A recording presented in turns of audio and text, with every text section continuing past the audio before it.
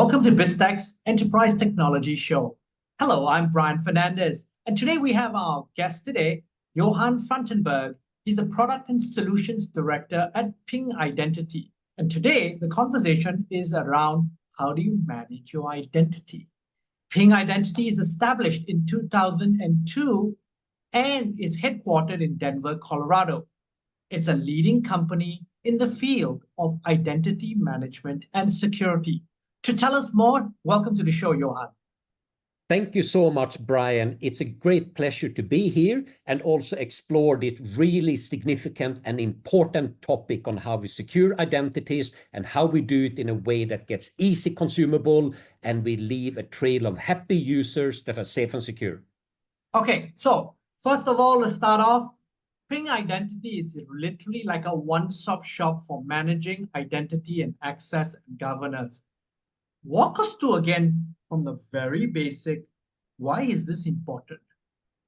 This is a really important factor that when you look at how to manage your identities in an enterprise, you need to do it from an access point of view. You need to do it from connecting to the services and systems that will benefit from it, but you also need to govern it. And one of the philosophies that we have applied is to bring all of this together in a very comprehensive platform that allows you to secure identities, but also allow your users to interact with services in a really delightful, efficient, and yet secure way. So bringing capabilities together brings us to this one-stop shop for your identity needs. It simplifies, and it's also a very efficient way to look at your enterprise identity landscape. Okay, now let me wear a CIO hat now. This is 2024.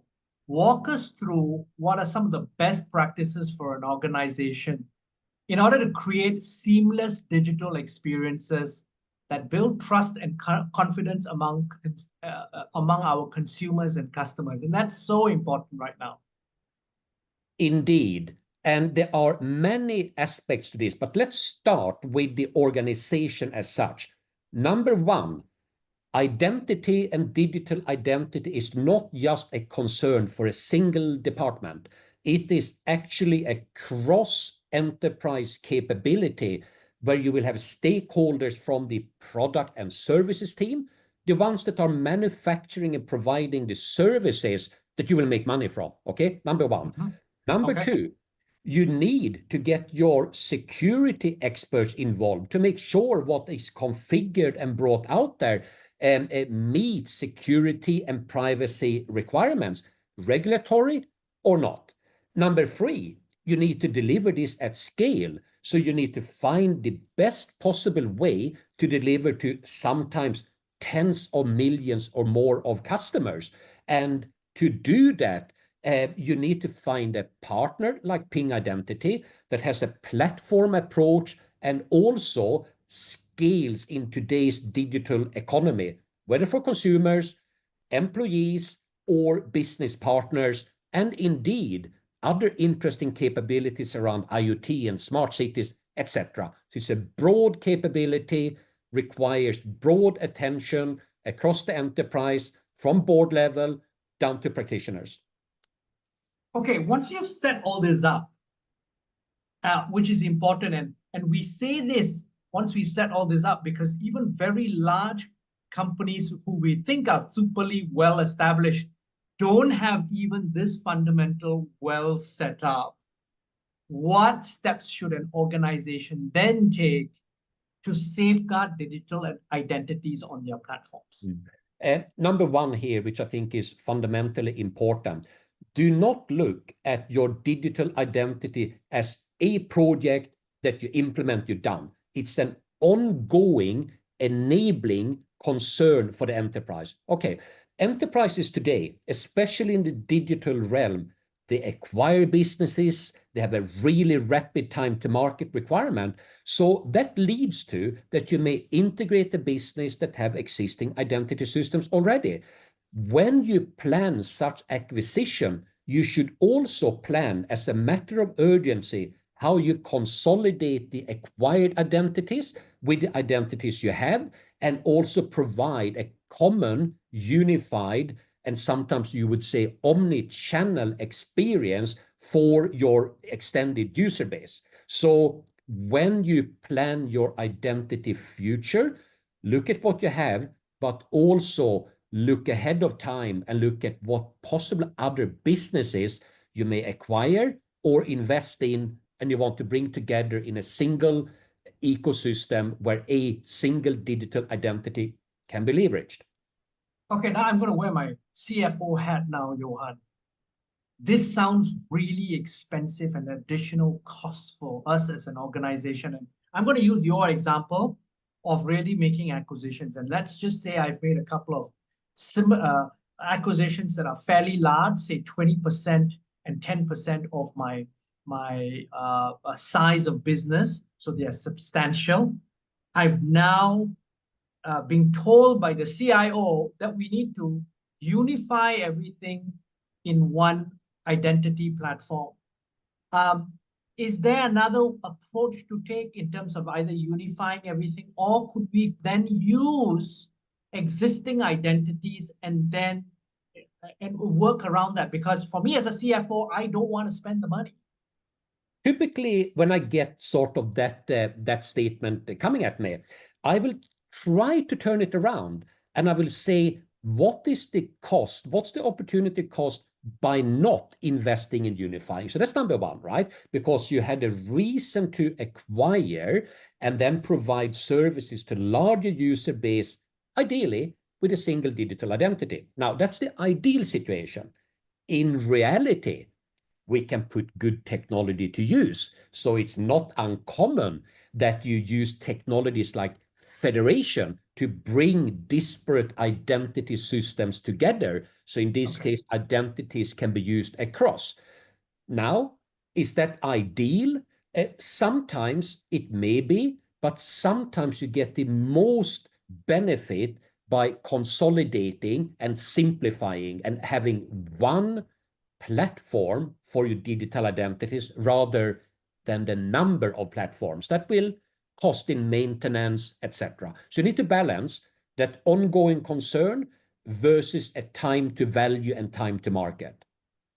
Okay, and so that's a very important thing, the balancing between time to value, time to market, because often and you are right, the shorter term, easier solution may be, let's just leave everything in place, put a layer that integrates everything from a cost-wise that's reasonable. Not an ideal solution, but we've got so many moving parts in a merger and our acquisition. Maybe that's good for now, but then we actually plan as the CIO and from a financial standpoint that at a later stage, we integrate the identities into a single platform.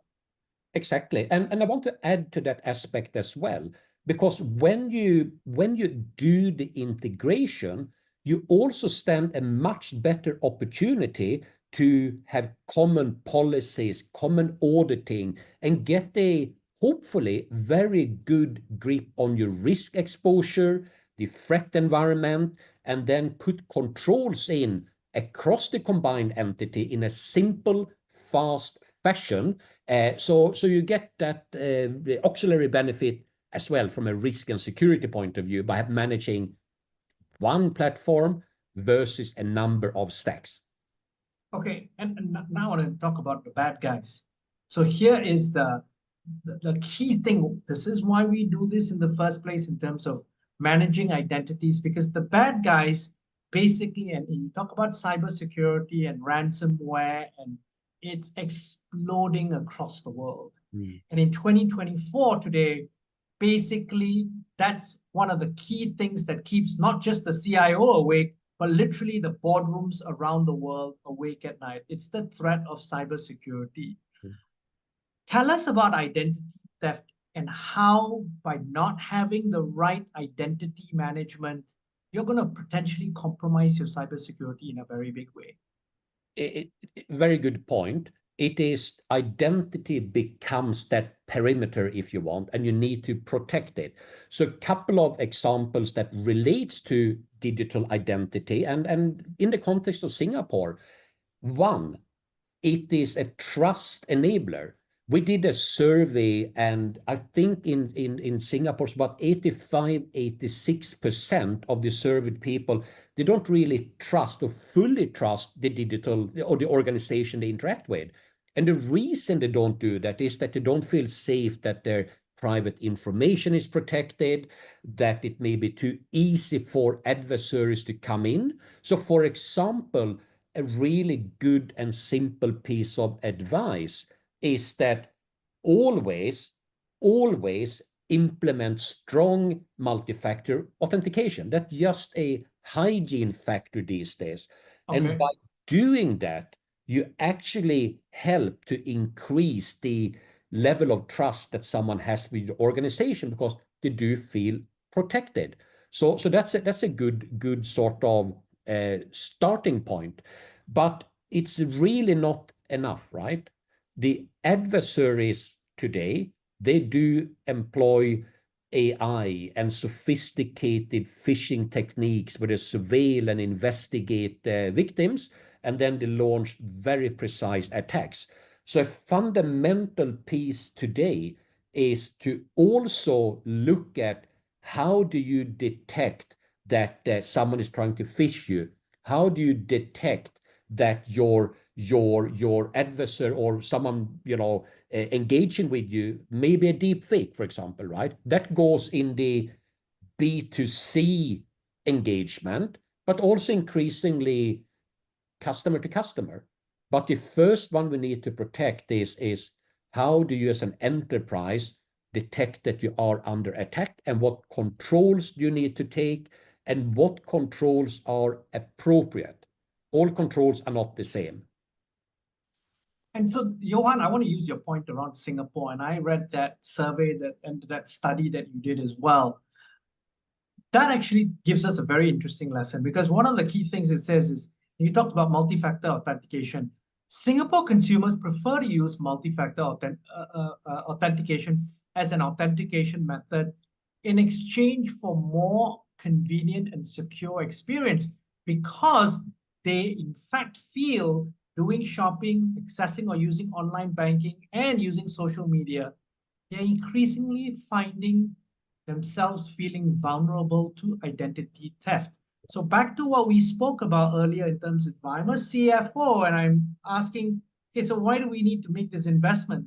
That's the reason for the investment, especially on your consumer side. You need to make them feel safer. Exactly.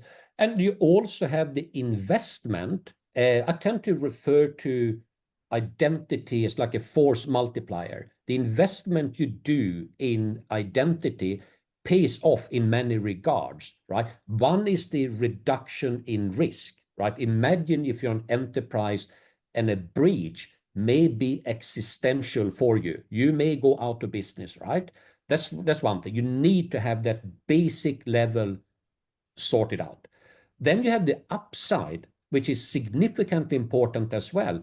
What new type of revenue do you enable by making it easier, but yet more secure for users to do business with you? What if you could get rid of cumbersome registration processes and login processes, right? Be smart, use modern methods that are highly secure, but yet very convenient. And therein lies the strategy of bringing security with user experiences together to keep happy customers out there that feel safe, they feel protected, and also your enterprise is protected as well. So it's a really good payoff to invest in digital identity capabilities, especially across a set of services in a platform. Now, we're in the final quarter of 2024.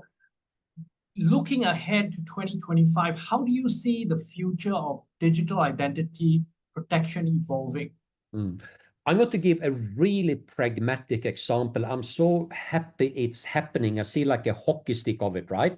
Okay. Finally, we are at a point where major platforms, major services enable really strong authentication methods. And technically, 5-2 passkeys, basically. So we are at a point today where we can authenticate securely and conveniently and get rid of the password.